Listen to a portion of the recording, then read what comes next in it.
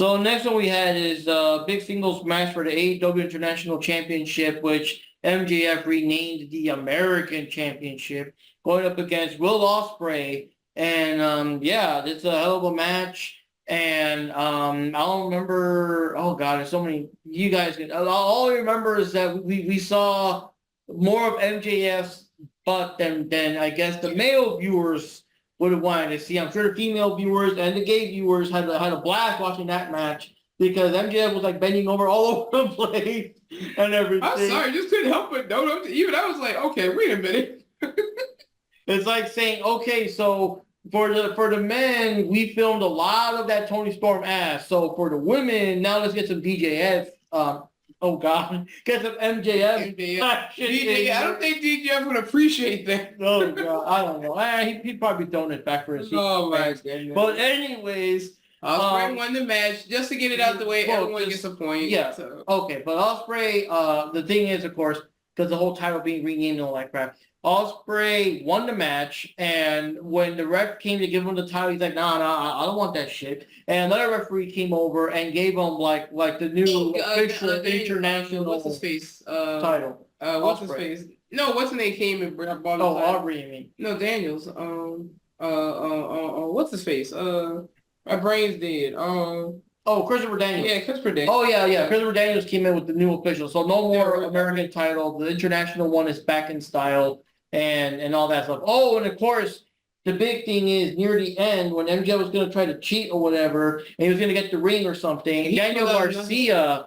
He showed up to stop him because of payback that MJF really fucked him up last couple of episodes ago of Dynamite and everything. Which means that Dan Garcia actually re-signed his contract so to be to stay. Yeah. And other story thing is that he was MJF was using the knuckles. Oh yeah. As opposed to his ring because his ring got stolen.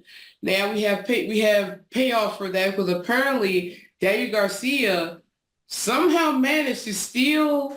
What's his name's ring before, the all-in stuff, pawned it, got the money to get a ticket to London so he can get into interfere in that match. Yeah, so right now one of the big matches for All Out is MJF versus Daniel Garcia. And personally, I'm excited to see it because this is something that, I don't know, it finally builds up Garcia a little bit. It's one of the times where he is in what I would consider a more important match. So, I mean, I know you guys might have your reservations or whatever, or Tony Khan's booking or whatever. I'm looking forward to it. Wait, I want to circle back. So wait, is that the actual kayfabe reason the ring was gone? Like he can't? Okay, it was stolen. His ring was stolen, so he didn't know where it was. No, not that part. With the pawning. Yeah, he pawned it over and used the money to book a flight to London. Since Daniel Garcia will tell you not. What happened? Well, I'm not one to. Well, I am one to. I love to punch holes in Tony Khan's logic because he's already established that the Dynamite diamond ring is worth $50,000. So what the hell did he spend the rest of the money on? Because I guarantee you, it doesn't cost $50,000. It doesn't cost $50,000. It doesn't cost $50,000 to fly to London. I'll tell you that much. Well, he used the other. I don't know. Let's say he used the other $45,000 to. Yeah, I'm like, what did he spend the rest on? Like Ricky Rock would probably say, hookers and blow. Probably. But for the latest. So let's see. Sorry, how do I go? So the actual match it was crazy. I the thing of it is that first of all, I did like the entrance as a Assassin's Creed fan. Hearing Ezio Auditore actually do that thing was cool. However, for those that don't know the fucking video game reference or the fact that he's known as the aerial assassin, I'm sure a ton of people, and I know for a fact Jim Cornette, because I did hear his rant. We're extremely confused. It's so funny. That was hilarious. But my thing of it is that's how I felt. I'm like, okay, well, here's the thing. and I've said this 100,000 times, and I mean it sincerely, MJF is not a good wrestler. I said it. He's not. Because let me ask you guys this thing real quick. Before he ever wrestled, have you ever seen during or post a wrestling match a person having an oxygen mask put on them? No. Not unless it was some kind But of... MJ, Not unless it was Ric Flair. even Mick Foley, who fell off a damn Hell in a Cell and had his arm and everything dislocated, he didn't get an oxygen mask. But MJF... No. See, the older generation tougher. Yeah. MJF on 2 separate occasions, because the match was too tough on my widow lungs, he needed an oxygen tank.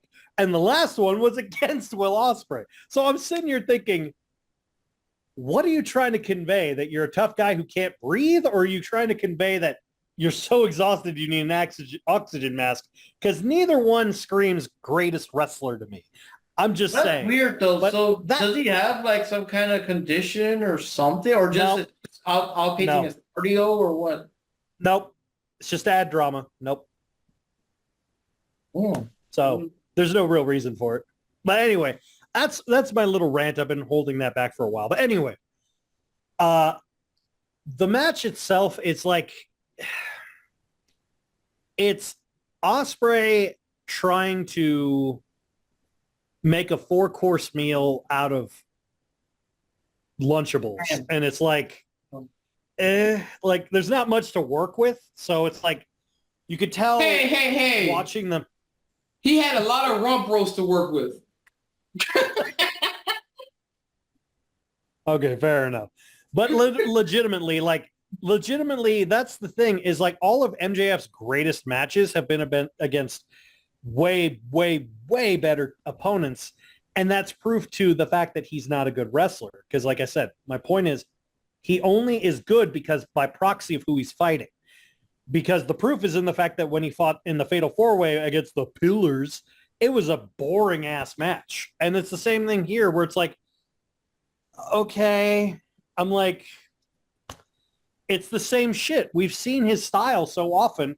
The same marks that give John Cena shit for doing the same stuff over and over again, eat his crap up. And I'm like, it's the same stuff. You realize that, right? Like, how can you tell? You he's can't doing the spell. same stuff. Oh my gosh. That's true.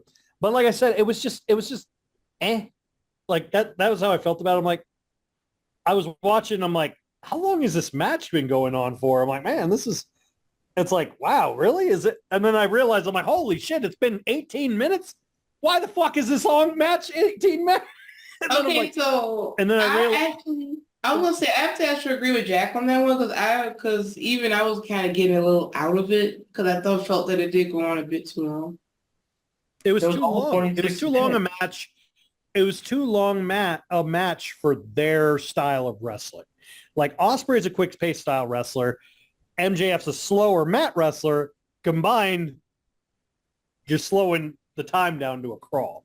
So I'm like, okay, you're kind of dragging it out. Just come on, like somebody take a pin, someone. And like, I love how they kept building up the, is he going to do the Tiger Driver? Is he going to do the Tiger Driver? I'm like, his finisher's the Stormbreaker. Why don't you guys ever focus on that? His finisher is the Stormbreaker and the Hidden Blade. Just use that move. It's like, but the Tiger Wait, Driver. didn't he use Tiger Driver. the Hidden Blade?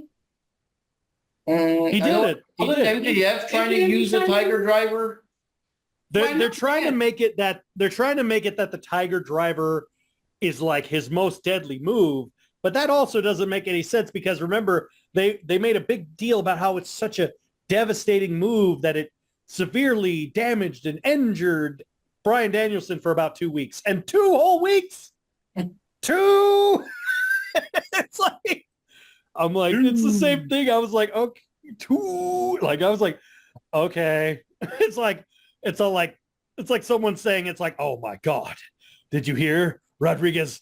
He killed a man. My God, we'll give him 2 weeks paid vacation. And it's like, oh no, like that's how I felt about it. I was like, okay, like that's how, but they kept building it like, what is he gonna do? The Tiger Driver? Is he gonna? I'm like, who cares? Why are you focused on the move and not the match? But those are my thoughts. What do you guys think? Okay, so 2 things I'm researching here. So out of kayfabe, number 1, MJF did actually lose the ring. So that's actually, so non-kayfabe, he actually lost it.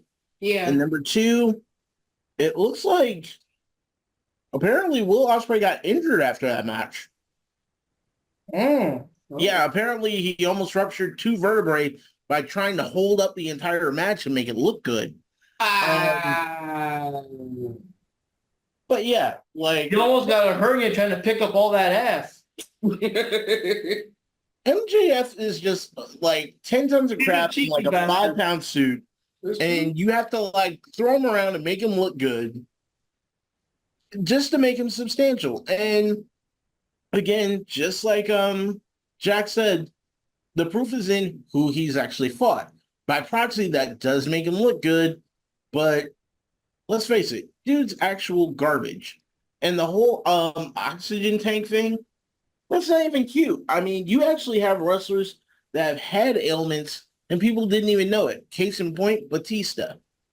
If you ever saw like Batista do a roll out of the ring and he always like put his head near the corner, that was because he was actually taking puffs of his asthma inhaler. Like he had asthma and he still managed to wrestle matches and nobody knew it. But wait, doesn't Billy Gunn have some issues himself too? That's why usually he's better with tag teams, so you don't have to, do too much in the ring. He always like tag. He has some issues too, right? I'm not too sure. He has Billy Gunn has I forgot what it's called. It's like it's a side effect of when you take too many steroids and like your never mind. your veins. No. I'm not trying to be dick. It's an actual thing. When you take too many steroids and you didn't know you had a pre-existing heart condition, and it reverts into a thing called it reverts to a thing called post-steroid deficiency or something like that. And basically like his veins like constrict easily. So like he can't exert himself too much because it could rupture like a valve or something. See, I thought he had a breathing issue. That's why I was like, never mind. I was like, I thought it was a breathing issue, but I knew he had some type of an issue. I just couldn't remember what it was. And that's why you notice that he seemed to only stick with the tag team stuff so that he could easily get out or rest and get back in. He might have a lung issue too. I'm not actually too sure on that one. Yeah. But overall, yeah. Again, Ospreay kind of carried that match. Like, not even kind of, he carried the match. I mean, that's what it all really comes down to. I'm glad he won that title so he could take that crappy, God knows whatever belt that is that MJF had and just like flush it down the toilet. His intro was really kick-ass. I love the break dancers. Much better than the Australian Olympic team. My only thing is I really wish MJF came down to the whole, what was it, Living in America song. That would have been perfect. But the thing is, what's his name probably didn't have the extra money after paying for all of Mercedes' clothes and Bryan Danielson intro. That's $200,000 right there. Other than that, like real talk, that fight, that's one I can go, it existed. Johnny, what's your thoughts? I was actually forward to that match too. Yeah, I agree with what a lot of you guys have said. I mean, Rose Ospreay made the match look really good. Like he's a really good wrestler. And MJF, I'm sorry, but he just looks just there. Like he just looks horrible, not that great of a wrestler. And I think that really, I don't know, MJF was very cringe because he was trying to do the whole like American patriotic thing, like wearing the American, flag type trunks or whatever. And it's like, honestly, it didn't work in his favor. Well, he is a heel.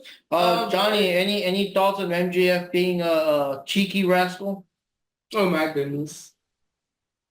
Being a cheeky, what do you call it? Yeah, cheeky rascal, huh? Because I remember, because the thing is, you're listening to Cornette's thing, and I know where, but I was not expecting Cornette to also go into like MJF's spot for a good while of the review. Yeah, so nice and strong. You like throw a corn, bounce right up. Like, whoa, gee, what that? All this talk about his butt. Personally, okay, so MJF might have a lot of junk in the trunk. But the thing is, even in that case, I still think his trunks were like 2 sizes too small. Like you could have still gotten a larger size trunk so that has more coverage, so we're not seeing that much. But I don't know, maybe MJF's a bad wrestler, so maybe that's the only way to get audience, to watch the pay-per-view, to get the ratings. Maybe MJF stands for my junk's free. All right, so for this one, I'm trying to think of anything else I wanted to say offhand. Oh, like for me, the match itself, I felt it did go on too long. The main thing that I did like was mostly like the fact that Will did win and it made sense. They were at Wembley, and I like the fact that Daniel Garcia is back and the way that he played his role into this, and that was just the highlight for me personally. So anyway, as mentioned earlier, everyone gets a point, and off to our next match, which is... I did forget to talk about the Daniel Garcia. I think that's the biggest highlight of the match because Daniel Garcia looks like a total badass. He looks way better than ever before. He looks like he's ready. So I can't wait to see that match. Yep. So the next match we got is Britt Baker, DMD, going up against Mercedes Moné with Camille in her corner. I honestly don't remember too much about this match because it's been a week. It wasn't. In all honesty, there was nothing in my opinion in this match that stood out at all, except the fact that it was the hottest garbage of the fucking night. Hottest, steamiest garbage. It's like night. My main issue with this match is the fact that, I know it wasn't going to happen. The fact that Jamie Hayter showed up in the pre-show. Oh, I forgot to mention that. There was just real quick. There was a segment where Saraya and the entire family, except for DJF, he was busy. They all showed up, and she was angry, and it makes sense for her character. The last year she was even in the she won the title and stuff, and this year she won it.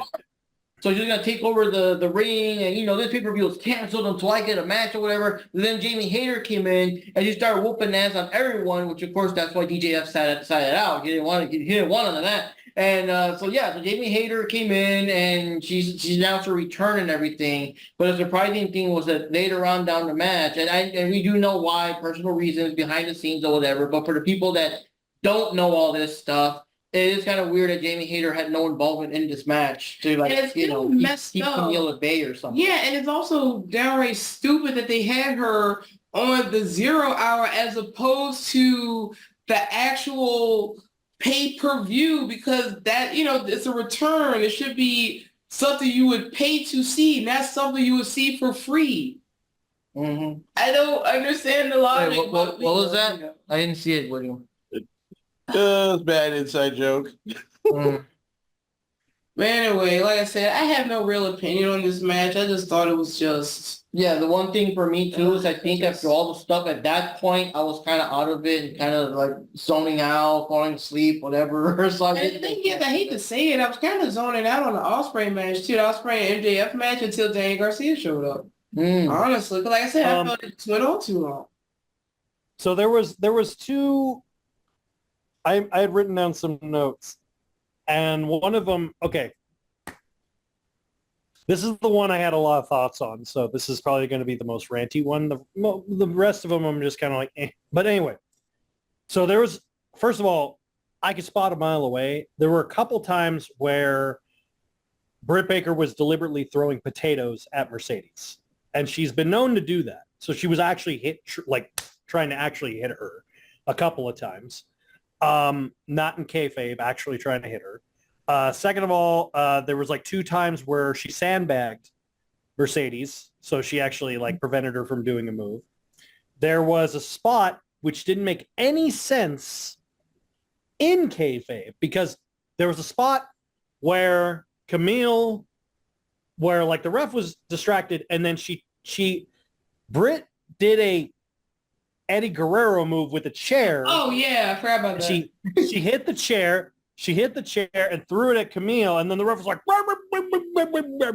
and the ref doesn't either throw her out or call a DQ. Because here's the thing, that move only works in a DQ. This is a title match. If Britt had done that and successfully, she would have lost because and Mercedes would have won. So it didn't even make sense in kayfabe why the fuck she would do that. Oh, I think I was waiting for that because I was telling Wendy that, title matches are pinball submission. You were asleep. No, you were asleep for most. Right. No, that they can be retained by DQ. Yeah, pinball submission, and if you win by either a count out or disqualification, it doesn't matter. The champion. You retain. Yeah, because they pointed it out. So that's why I said, why would she? So why would she do that move? It would not benefit her. You see how stupid that is? I'm like, what? It proved like, and a lot of people are saying the same thing online. It's like, a lot of people in the IWC, not a wrestler. No, a lot of people in the IWC were like,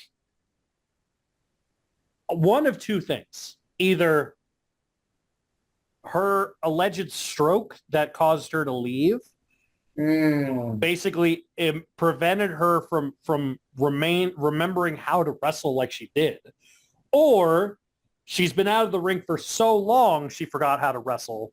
And as mean as it is, Mercedes isn't a great wrestler, but she's a wrestler. And the sad thing of it is, when you have a person who's like an okay wrestler trying to carry a wrestler who's, as they've established repeatedly, one of probably the greatest homemade woman wrestler from AEW, brother, and have that be her match, I'm like, come on, dude. That was so bad. It was hot, steamy dumpster fire garbage. And like everyone in the IWC has even said it, like, this match was bad. They said Mercedes couldn't carry the match because I'm like, which I even said, well, no shit, because Mercedes can't carry anything unless it's how to break your own ribs. Oh my Lord. And like I said, Britt, I don't know, maybe she's ring rust, needs to get back in the gym, needs to get back into training, get something. This wasn't it. This was not a pay-per-view worthy match. This was a barely television worthy match. And it was the perfect example of hype with zero payoff. It was the Iron Man 3 of matches. I heard that apparently Mercedes, was very disappointed with the performance of this match too, and that she also hated where it was placed on the card. Yeah, because earlier today, or technically yesterday at Capital Collision, Mercedes Moné defended her New Japan Strong Belt against Momo Watanabe for her New Japan Strong Belt at Capital Collision in New Japan, and that was the main event, and that was a really good match. I was like, that was a solid, good match, and I'm like, see, she can put on a good match in the right circumstances. So I'm like, why not here? But I realized, it goes back to that old saying, you're only as good a dancer as your partner. So it's kind of the same thing. I'm like, if you're given nothing, you're not going to get anything. So that's pretty much it. What do you guys think? Yeah, that was hot, steamy piles of garbage. So you got Britt Baker IDC, which at this point stands for I don't care, going in, and yeah, she stiff shot Monet a couple of times and did sandbag her. I mean, I don't know whether it's just she forgot how to wrestle or she's just going straight Charlotte Flair and just going in for herself. I don't know what the fuck is wrong with her, but it made no damn sense. And yeah, the whole Eddie Guerrero chair spot, that really made no sense. Like, you would have lost if that would have been the case. Like, that was completely just bonkers. Like, I have no idea where they were going with that. This match, legit, I call it a pizza cutter match because it had all that edge, just no point. All I gotta say is one thing that AEW is very consistent with is that no matter which ref you see, they're all incompetent in some way or form. That's all I gotta say. It's like even they probably forget the rules of their own matches. Ugh. Yeah, it's like it's looking more like Tony Khan is playing in his playground and like picking random wrestlers and just playing it as he goes. Like, it didn't make sense. Like, it didn't make sense to me with the whole chair incident and Britt Baker going into business for herself and sandbagging and stiff shots. Like, Britt's already got enough problems backstage. Yeah. And for them to come out in the forefront like that, that's even worse. Oh, and we forgot about the other elephant in the room. Monet's $10,000 outfit, which pretty much killed most of the budget for Wembley Stadium. I mean, they couldn't get full-size ladders. They couldn't get a Technotron screen or sheets in front of the gorilla position. But wait. Didn't they use a very tall ladder in another match on this card? And we were surprised with the Perry match, right? With Jack Perry. Oh yeah, well, we'll get there. That's that. No, but the thing is, like I said, he couldn't get full-size ladders, but they used really high ladders for that match. So that was probably the only ladder they had. Okay. Yeah. So real quick, guys, before we move on to the next match, another shout out to Ricky Rocks. And not only did he win the American Championship for Regional Championship Wrestling, he also got to meet and hang out with Shane Douglas, the franchise. So that right there is badass. Yep. So, Johnny, any quick thoughts there? Okay, about this match, to me, it felt very average. I didn't really remember too much about it because I think that was also Sony now here and there. But I don't know, like Britt Baker, she seemed like she's, I don't know, I guess it's like what you guys said, that she probably, so out of the loop for so long, she kind of forgot how to wrestle. Like, she needs to wrestle again to get back into it, because that match, it was not like nowhere near Britt Baker level when she was in her prime. So that's all I have to say. Because I don't give two shits about Monet. Yeah, at this point, I'm starting to wonder if ugliest costume. So I can't believe that they would rather spend $10,000 on that ugly costume that she always wears instead of investing good money into having this match in a bigger stadium. But it's not the stadium that's the problem. The ring. It was the ring, because like I said, Wembley is a big stadium. The thing is, they just didn't have the money for production and stuff. And for something that's supposed to be a pay-per-view, that's where all your money should be going, towards production and decent budgets. But they spend all this unnecessary money. And that just makes me dislike Mercedes even more, honestly. If she feels entitled to all of that, but creative control and all that. So for this particular match, like I said, even like I mentioned, I didn't remember anything about it. I didn't really care. But anyway, Britt lost, Mercedes retained, and the only ones who received the point was Mark, DJF, and the Panda.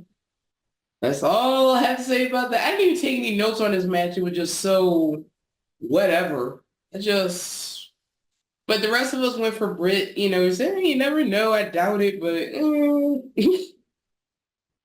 okay. Next match is that stupid Coffin match, which is just so okay. Now, first of all, the next match, Jack Perry and Darby Allin. Yeah, Coffin Match for the AEW TNT Championship, which I kind of forgot about. But I just want to say this: I don't understand why it was placed where it was.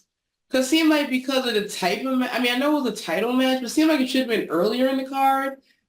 Because it's so it's I just Well, the thing that was surprising is that it ended so quickly and everything, you know.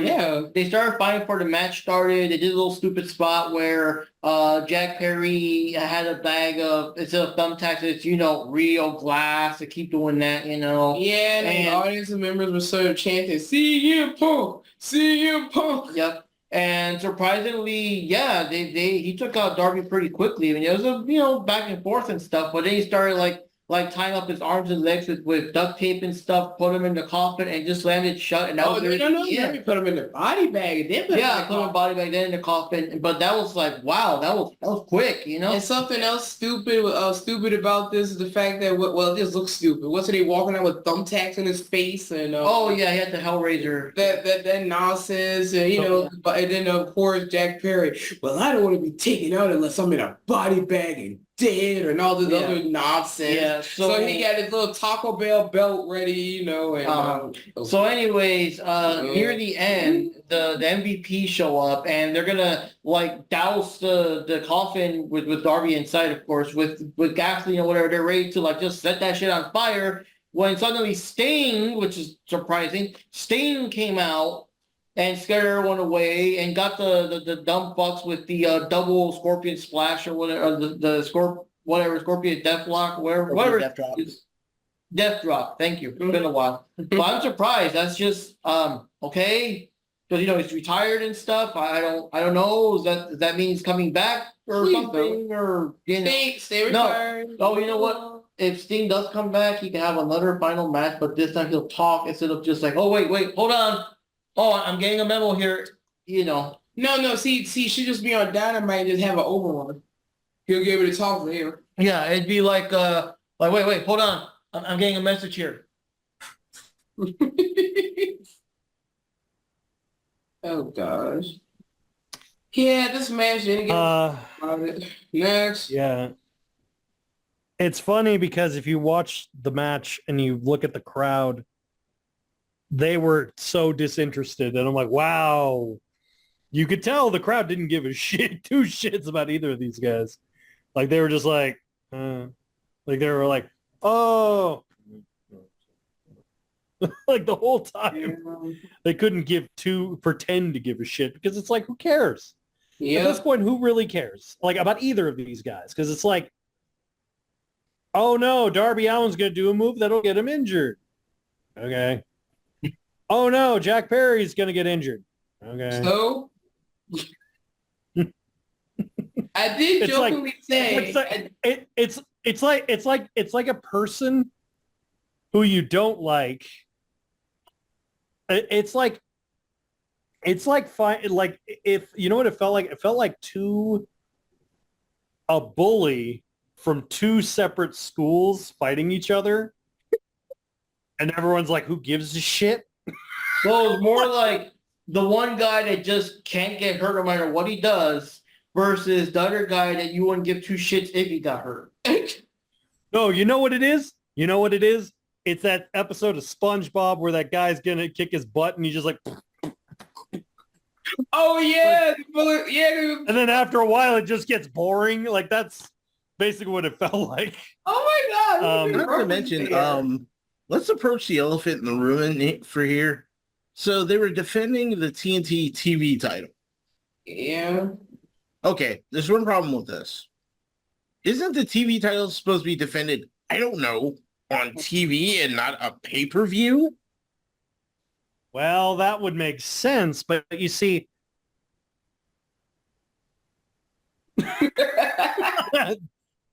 I'd full stop. Right there. But my whole thing, it's like I will say the only thing that made me laugh in my head, and this was more entertaining than the actual match. Whenever I go to a live event and there's a really, really good match, I am one of those guys who's in the crowd and does the Karate Kid, put him in a body bag. And they actually did that. So it is kind of funny that it actually did happen in a match for once. I wish it was someone other than Darby Allin, and it was actually a guy who someone who I couldn't kick their ass, but you know, Because that's the problem. I pointed this out to someone. This is the big issue I have with a lot of these young ass wrestlers.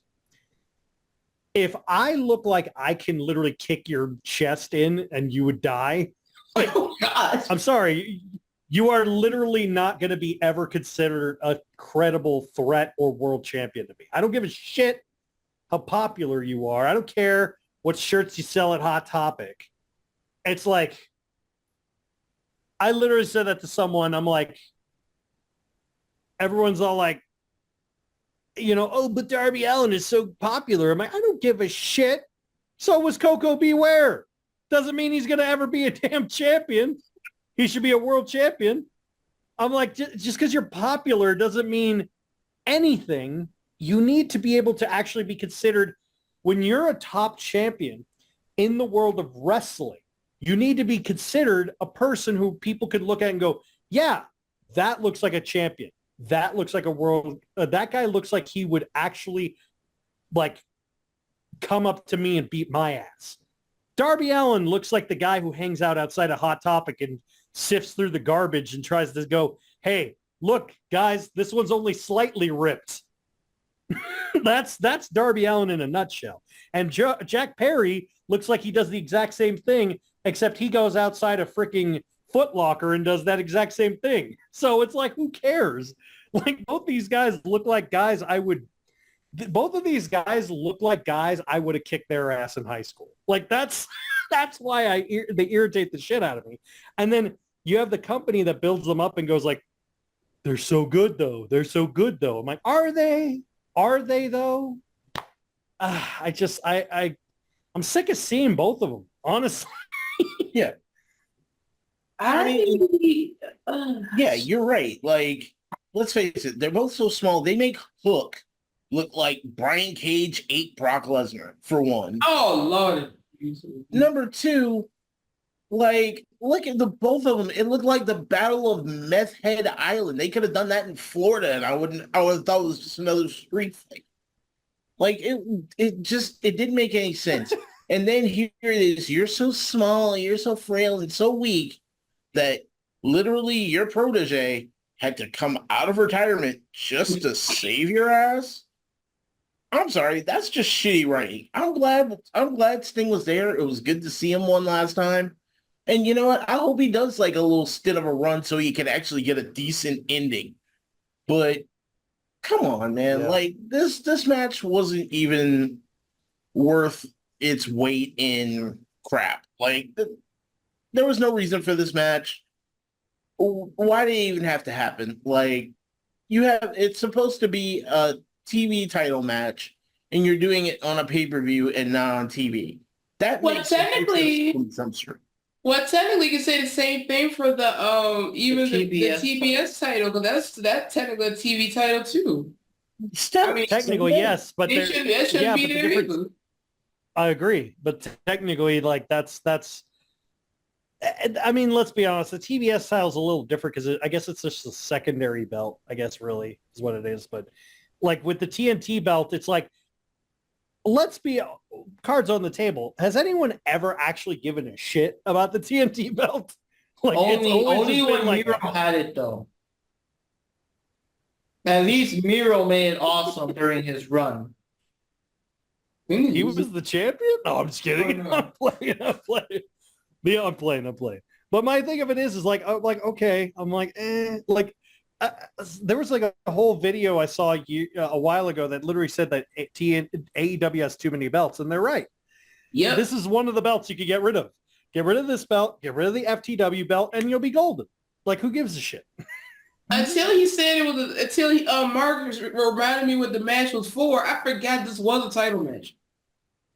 I forgot there was a title. Wait, which title was it? Oh, TNT. Yeah, you're right. Never mind. I forgot. Also with the Nickelodeon title. If you actually wanted to make, and here's the proof in the pudding. Really think about this.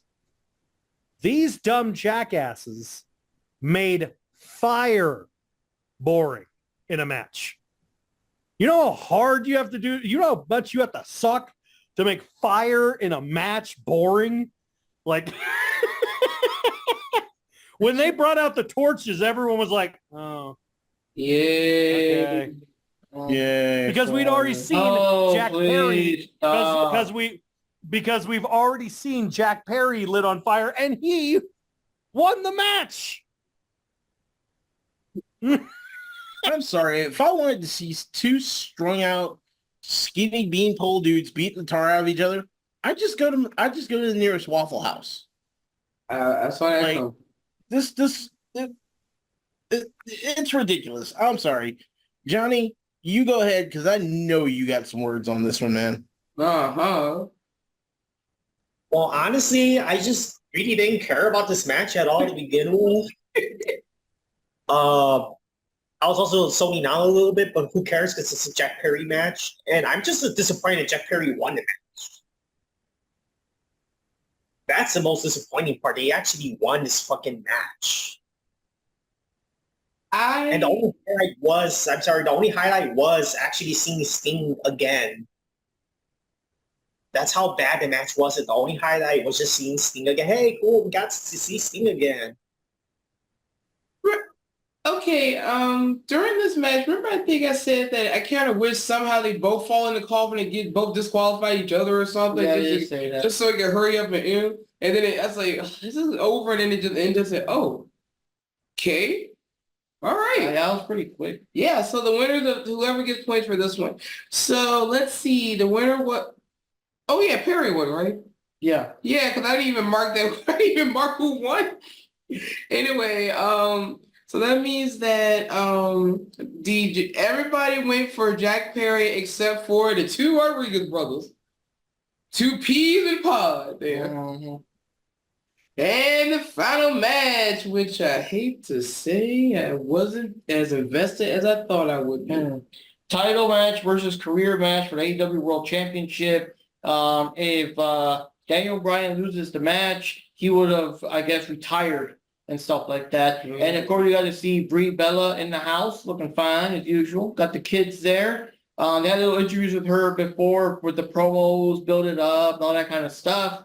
And we go to the match. And I mean, yeah, it was a pretty intense match, though. It was pretty fast-paced. They both did their things. There was a surprise, I guess, sort of surprise, where Hangman just can't let that Swerve obsession go. He tried to interfere. He tried to like threaten Nana and stuff until he got thrown out. And you know, it was just crazy. It was just crazy. Daniel Bryan got busted open a bit, so he was like bleeding like crazy. Yeah, he got hit in the back of the head, but the front of his head started bleeding. Yep, makes perfect sense. Yep. And a Tony Khan rope. And there was a part, of course, where when he was saying things about it, where Swerve was grabbing and, you know, like kicking and stuff to Daniel Bryan, whose face is all completely red, in front of like the wife and kids, and being like, that's your daddy, man. That's your daddy. That kind of stuff, you know.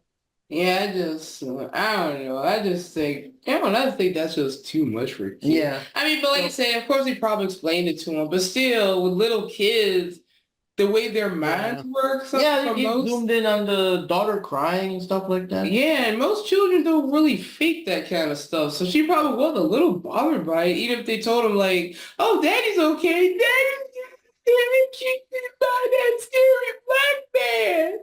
Yeah. Well, let's be honest. It's still better than Shane McMahon's kids who were literally like seeing Undertaker scraping his face against the hell of a cell. And it cuts to his son's like, it's like, no, pretend to care. Oh, I remember that. Yeah, it cuts to the kid. They're like the family. Yeah, he was like screaming his son, and then it was so funny. It was literally like Shane McMahon. He's like, "Arr!" And then the Undertaker's like scraping him on the thing. And then Michael Cole's like, oh, in front of his children. It's so devastating. It cuts to his kids. His kid's like, that's for making me eat broccoli, Dad. Like, oh, no. But anyways. That's what I was thinking of. Maybe don't have to work out with Vince or something, because you know how intense he is. So anyways, in the end, surprisingly, Daniel Bryan won the match, and he's the champion and everything. And it was a bit of a divide because some of the fan base are like, you know, he should just retire already. While the other fans were, you know, they always get pissed that Daniel Bryan keeps losing his matches or whatever. Where, of course, the point for him is he doesn't care about being a champ. He wants to just wrestle all these legends before he calls it a career. And so it was, people were happy, people were mad. Online, I mean, I'm sure the crowd, everyone was so Cheering. yeah. So surprisingly, he on Dynamite he appeared and made his little speech, which kind of sounded like he was gonna say goodbye and stuff, but nope, he's still at it, man. Like it's over, but not today. So he's gonna keep on wrestling, and I guess it's gonna be a matter of until he drops the title, then he'll retire. And of course, for the best booking decision ever, the first opponent to get all up in his face is everyone's favorite, Jack Perry, which I'm sure whenever Jack heard the news, he put on his shades and was like, "I'll get that scapegoat." Yeah. I'm sorry. It was just such a dumb move. I mean, after this point, I mean, his contract already expired. He already said that, my daughter wants me to stay home. Dad wants daddy at home and all that other stuff, which he can afford to do. He never wanted to do a title run to begin with. He just wants to wrestle for fun, which Tony should have let him. And it's just, it's just dumb. Yes, but Why give the it to funny- a person that might, but then again, Jack did have a theory about what he could be doing, but who knows what the truth is. But yeah, somewhere in Jack's hideaway, he's like, "Snibbly, Snibbly, tell me who is the first challenger since Daniel Bryan won the title?" Sir, it's Jack Perry, sir. "Oh, darn, that's the goat." I'm sorry when they said that. And he also said there's something else that Danielson said on Dynamite when he came out. He was saying he was going to retire. He said he's not. And he said after the match, he celebrated with his family. He said backstage, his daughter was like, said, "Daddy, this is the best day of my life to see all this stuff." And his daughter was so happy, just knew he had to stay in the ring. I said, "No, stop the crap. Tony is making you do this." That's how I feel about it. Cause Yeah, but to be honest, Well- part of Daniel Bryan has to agree because Tony Khan isn't like like "You're gonna be champion. I don't care what you say because it's such good shit." Tony Khan's more like I would kind of appreciate it if you would, and of course that's if you're okay with it, of course that's if you're okay with it, of course. But I would kind of like it if you could maybe be the champion. Of course, you can say no. You can say no, of course, but Listen, would you be champion? No, because if that was the case, Sting did not want to win those tag titles. He did not want to Maybe do he it. caught him in a bad day. Maybe he caught him on the day that his balls finally dropped. Oh, God. Okay. Well, first of all, I will say this was the match of the night, flat out. Like just the match in its entirety. Amazing match as far as like technique, like in-ring work. Great back and forth, fantastic between between Swerve, who is a great wrestler, and Danielson, who's been a great wrestler for decades now. And there were spots in it that I really enjoyed. Like I loved how, because I think I don't know if you guys rewatched it, but the spot where he did the psycho knee, and he just like that was cool. That was sick. I was like, oh, that was cool. When Swerve just like brushed it off, like that was fucking cool. I do kind of agree to a point about the head kicking in front of the family thing, but it's like, part of the point is that it's supposed to make you uncomfortable because he's a villain. Here's my big issue with the match though. Loved the match. Like I said, I thought it was fantastic. Two big issues I had with the match. First of all, the first problem is that Danielson shouldn't have won it. I fully feel like he shouldn't have been made champion. Because what more can he really do? Like I had a theory originally that they put the title on him to give some credibility. And part of that, and I'm not joking about this, at the most recent press conference, that AEW had on behalf for All In for leading up to All In Texas for the stock exchange press meeting, which is basically it's a stock press meeting. I mentioned this to Panda.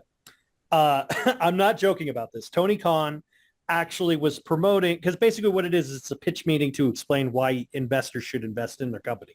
He starts listing off his talents, and what he's literally doing, not joking, he does is, well, we have such amazing talents like Paul White, formerly known as Big Show in WWE, Christian Cage, formerly known as Christian in WWE, Bryan Danielson, formerly known as Daniel Bryan in WWE, is our current world champion.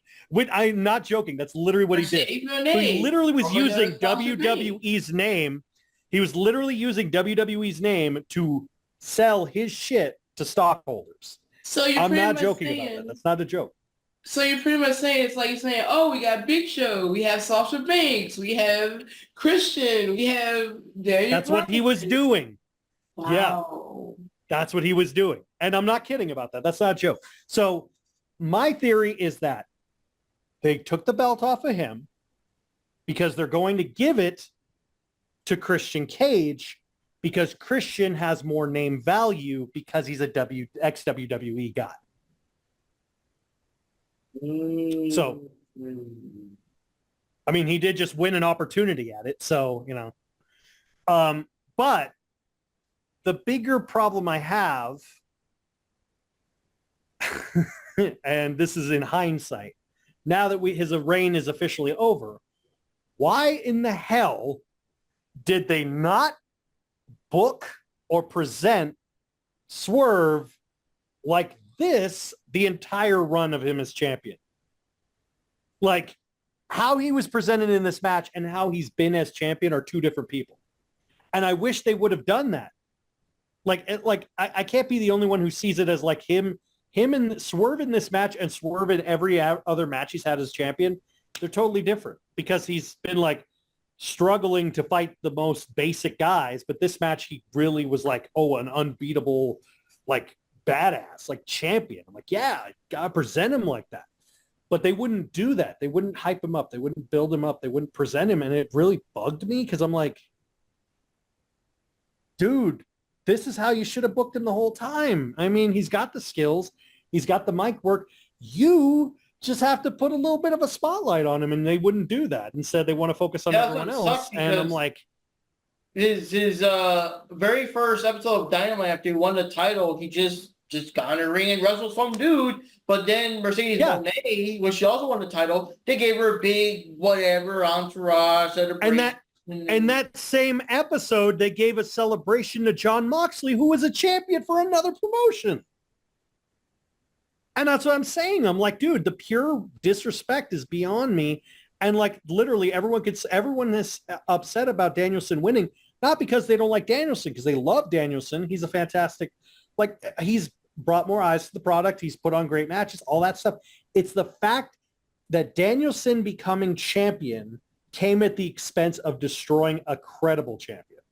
And it's like, and that's the bitter taste in the mouth. It's kind of like someone saying, it's like someone telling you, hey, Mark, I bought you a brand new car, but just so you know, I burned down an orphanage for it. But just to let you know, and you're like, but I didn't even want the car. Well, you got it, so you better enjoy it. That's like Ryan Jordan. Oh my God, like that kind of. Like, oh my God, like that. That's what I feel like. It's like, okay, thanks. Like that's what I feel like. I'm like, oh, that's what I feel like. I'm like, okay, but like, granted, I don't know how long it's going to last. And also, one last thing I will say, this officially in kayfabe makes Bryan Danielson a 100,000% hypocrite. I'm going to retire soon to be with my children. I love my kids and I will do anything for my daughter. Why do you call it Cartman? That's what that's literally, it's like a Chappelle show sketch. It's all like, psych, Just did it for the money, bitch. Like, That's rich. what do you guys think? They totally effed over Swerve. Completely effed him over. I mean, for one, like, you didn't even have to you didn't have to knock him out of character with the whole, Bryan Danielson, here I'm showing this in front of your kids. When after you won the title, you were pretty much a face character.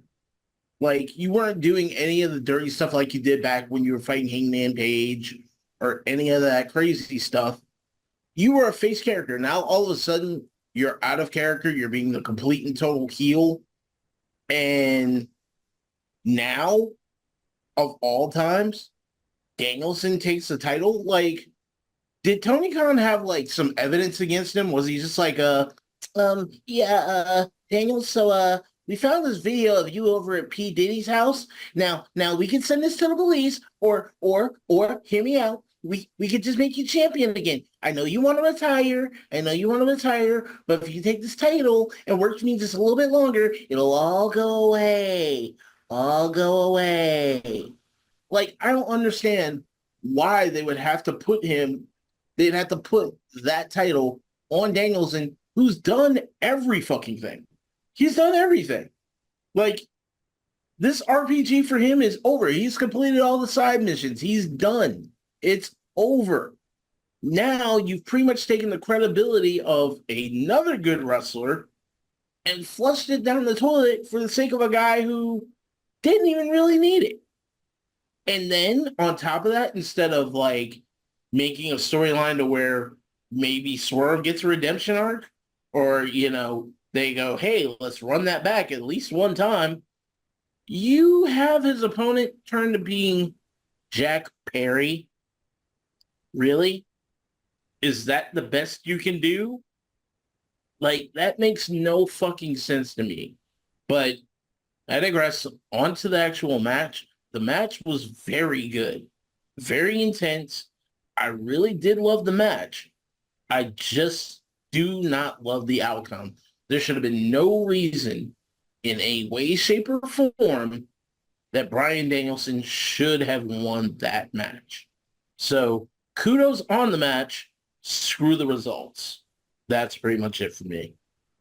The main thing is, I know a lot of fans, because that's the thing, a lot of fans are getting frustrated and all that, even asking, like, why even bring him here if he keeps losing all these title shots and chances or whatever? So that's another thing, too. It's kind of a double-edged sword. You're kind of damn if you do, damn if you don't. Like, if had he lost, there would have been a lot of pissed off people, like, and what the fuck, and he's getting buried, and what the hell is Tony Khan thinking, and then all that kind of crap. Because a lot of fans have been wanting him to get some kind of gold. Right. Right. But a lot of fans wanted him to get gold like a year ago when he was still like considered like, hey, this is like building up to something. This is going to build up to a championship. This is going to build up to a world championship or whatever. And then literally they basically like planted the seeds from the get-go of like, from like the beginning of the year, like, hey, this is it, guys. It's my final run. I'm out of here. We're going, better say goodbye. Everything's good. And then to just swerve it, ironically, swerve on Swerve to basically go, just kidding. He's the champion now. You're like, isn't this what you always wanted, Marks? And you're like, we wanted past tense, not now. What do you think? What do you think, Johnny? I agree with Ninja Panda with the opinion of the match was very great. It was a very intense match. These are two fantastic wrestlers. But I didn't like the outcome either because I really felt like between a man that is close to retirement or apparently wants to retire because now he's back in business, and a man that has won the championship title, but they didn't really give him like the recognition that he deserves.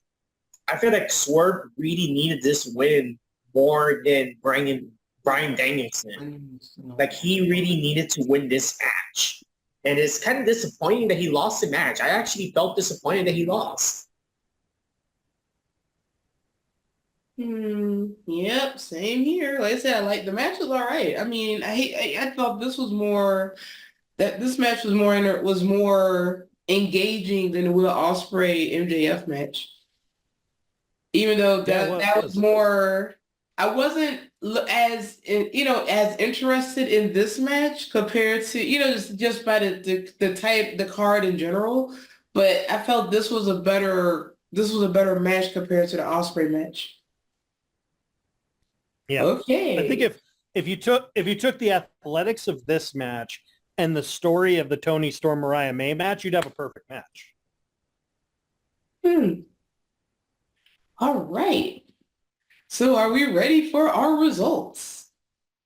Yep. Well, just so you know, in the end, this final match determined the winner because it was tied between DJF and Panda, as always, seemingly. And the winner of this match of this whole thing was, drum roll please, DJF. So DJF got 8 points because he went for Bryan Danielson for this match, and Panda went for Swerve. That's the only reason. It was just that one match. Okay, so then next will be Panda with 7 points. Next is Jack with 6, tied with Mark. Next is me with 5, and then unfortunately last is Johnny with 3. So Johnny gets to be a valet for one of MJF's entrances. While DJF gets to beat up Jack. What was it again? Yeah, he gets to set Jack Perry on fire. Oh yeah, can we put him in a coffin too? Mm-hmm. Hey, remember what I was jokingly saying earlier with that? Because he said, "I'm not leaving unless I'm dead. Unless I'm dead." I said, "Oh, so he wants Darby Allin to be Dr. Kevorkian." And I know a lot of you youngins probably don't even know who that is. Oh, let's not go there. Yeah, we know. But it's kind of like I'm not leaving until I'm dead. Yes, your terms are acceptable, Jack Perry. No, man. So yeah, that was up this episode here. Any final thoughts on the pay-per-view in general? I mean, I had fun with it. Just some matches were kind of so, and a lot of the multiple man matches. And of course, like it would really suck for people that paid all that money to go there and be stuck on the side that doesn't have the screen there. That's got. And then the fact that ring was so terribly small too was probably even more difficult to see. Yeah. And kind of disappointed too that the Luchasaurus didn't like just go all out. He was still like going for Christian. Like he's still working for him. Yeah, but now we know why. In hindsight, if what's name is trying to really push all these ex-WWE people, then it wouldn't make so much sense for Luchasaurus to win because Christian is a bigger name. Yeah, but still some good matches and everything. You guys, or you want to give your thoughts real quick on? It wasn't pay-per-view worthy for me for some of the matches. I mean, some of them I don't feel really should have been on this card. For example, the FTW Championship match should not have been anywhere near this card. I do like the fact that they're actually trying to set stuff up for All Out. They're trying to actually set up story for All Out. And I do like the fact that they actually, with the MJF ring thing, I think, he lost the ring. Because even on Wrestle Talk, I think he mentioned that he lost his ring. But, he was doing it in character too, so I didn't know that it was a kayfabe or not. So he actually lost it, and he just built something around that, and Dan Garcia, yada, yada, yada. So I'm kind of glad they're actually trying to build stuff up to All Out compared to last year's All Out, which was like, we just got to throw some matches together. Bob over there, you still work here, right? Quick, call Dennis Rodman. Yeah, that's how that felt. So that's one thing I was. And another thing is that unlike last year, it wasn't like all out, all in, whatever, back to back, where you're like spending $50 for one, then the next week another $50. At least this one is going to be the week after to give people time to, your next payday or whatever. You know what I mean? So at least that's something too. So better build up and giving us an extra week so people aren't spending $50 Wait, back when to back. when is all out? Not this weekend, but the weekend after. No, so that's September. It's 2 weeks. So what's It's that? 2 What's weeks. the So actual it's September 16th. I think it's September Oh. 17th or 16th or something like that.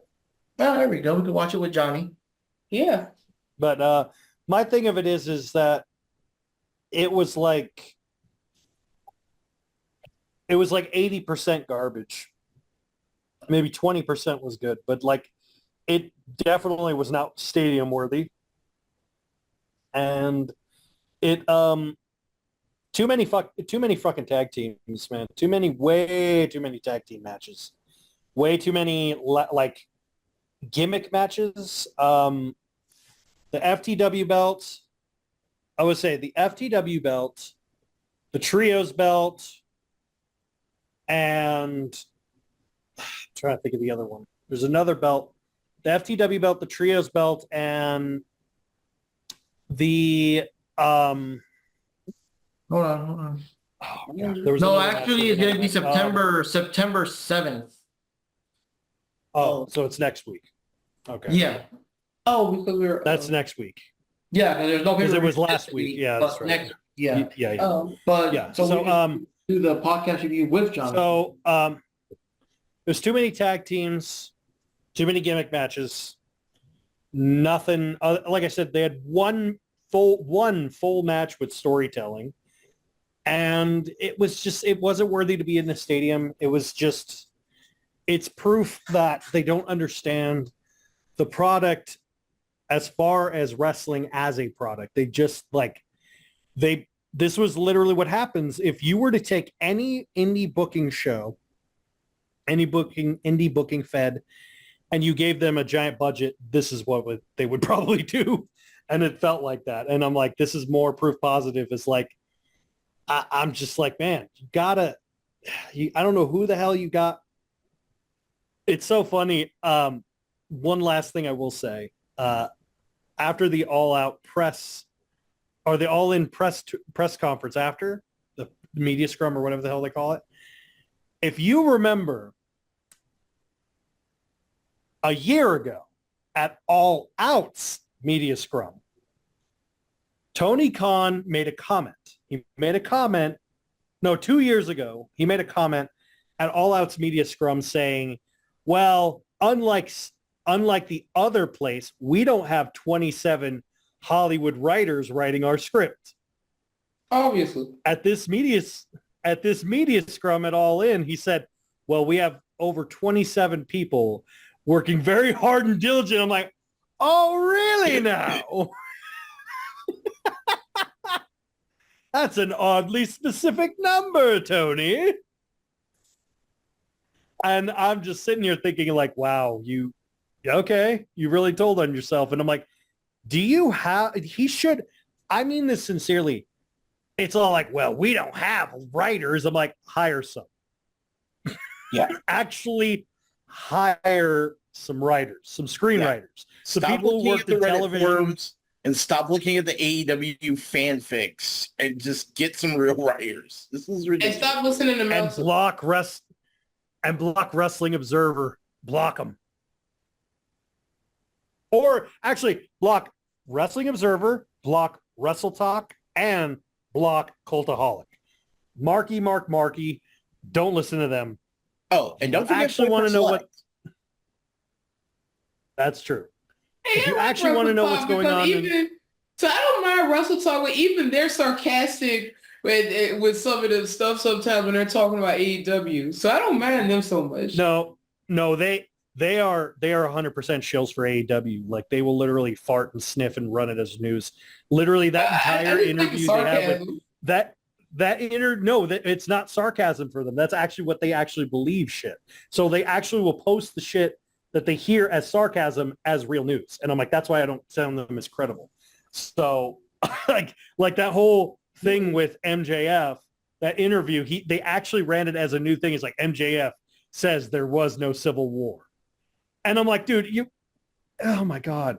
You freaking I thought it wasn't meant to be taken seriously. That never do. No, but they ran it as a serious article. That's what I'm saying. They're running the dumb shit as real.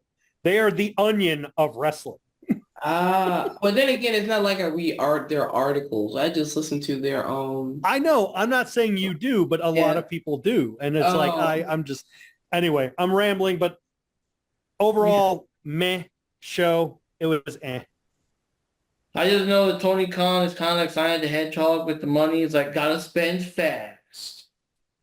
I'm sorry, I'm still shoveling the Wrestling Observer bullshit out of the way. I'm just, don't mind me.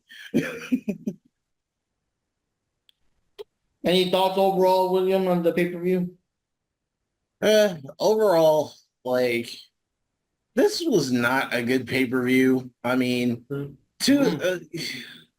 was a dumpster fire. There were way too many tag teams. And two of the titles, they could have been, like, defended on TV. As a matter of fact, they were supposed to and should be defended on television and not on a pay-per-view. Like, there was only one semi-good match in there, and even that one pissed me off because they screwed the champ over. So, yeah.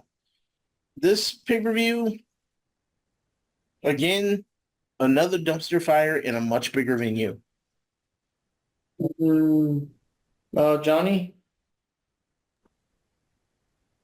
Pretty much like what everybody else said. I felt like this pay-per-view was very average, and I'm just trying to compare it to last year's All In. It's just in compared to last year's. The arena looks smaller. The matches were kind of maybe one or two matches were good here and there, but overall, it just didn't really have that wow factor that it had last. That's all I got to say. No CM Punk and no Joe. No Samoa Joe and no CM Punk. That part. Yeah. I will say one last thing before I go, and that is, as horrible and god-awful as the main event of last year's All In, that's how good this year's main event was. Wait, what was the main event again? I forgot. Was it? It was Adam Cole versus MJF. Yeah. Yeah. So anyways, guys, our first episode of the America's #1 cure of insomnia. If you're having trouble sleeping, you're getting the shakes, you're getting like, what do you call it? Sleeping deprivation and all that. Put our podcast on, it'll knock you right out. This Mark Rodriguez here signing off, and with me are Jack Knives from Jack Knives Reviews. Ninja Panda 1980 signing off. I'm out of here, and I'm not bleeding like John Moxley. Hey, wait, what? Oh, yeah. Insomnia. Yeah. I'm glad I found the cure for this thing. Okay. This is... Who am I again? I'm Ninja Jupi, also known as Jupi-chan. You can also call me Wendy. This pay-per-view apparently made me forget stuff. But I'm going to turn this over to the one, the only, the man of the hour, the man with the power, Johnny Rodriguez. See you next time, guys.